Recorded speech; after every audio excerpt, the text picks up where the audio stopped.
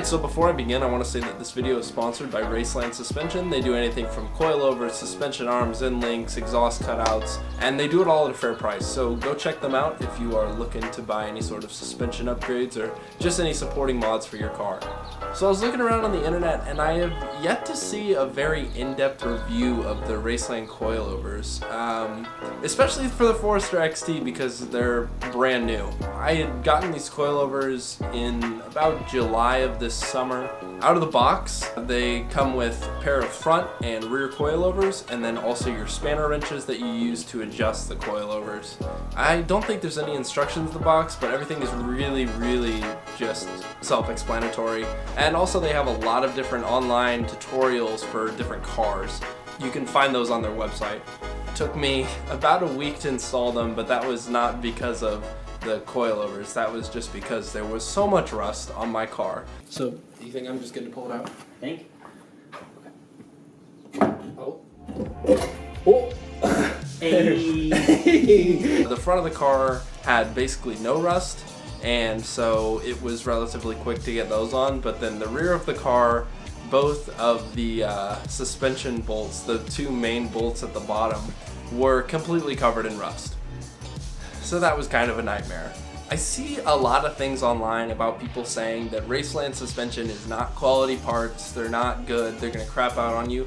I have driven 1,200 miles in my Raceland coilovers. I've gone to Nashville from Indiana multiple times in different weather. I've gone in rain, I've gone in snow, I've gone in windy conditions, I've gone in dry conditions. They have held up tremendously. I have had no problems. The rest of my car is what's giving me problems, but these coilovers have stuck it out through thick and thin so far. I didn't want to get them installed on the car and then just end up saying the ride quality and everything without the springs being broken in.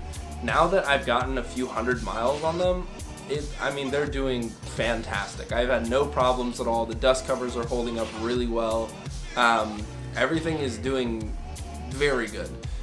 One thing that you should take note, at least in the Forester, I don't know any other cars, when you're going from a 4-inch gap in your fender to basically no gap or a 1-inch gap, your rear wheels are going to want to camber just because of the suspension geometry. So make sure that the coil is not going to be hitting against the rear wall of the tire, or else you're going to burn out your tires and you're not going to have fun. So just be careful, make sure there's clearance.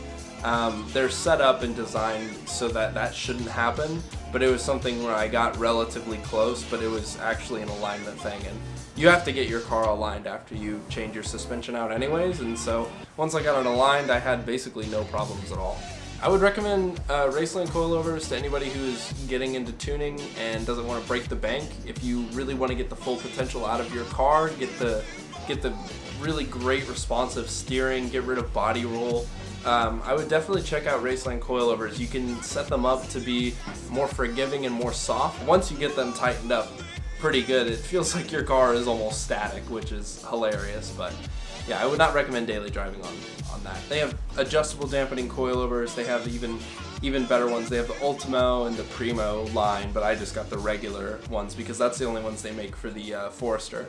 And I'm totally happy with them. For being a base level coilover, I mean, they're fantastic. Go check out the guys at Raceland Suspension. They'll definitely hook you up for a great price. So yeah, I'll pull up some shots of the car when it was finished, and I'll let you guys enjoy them.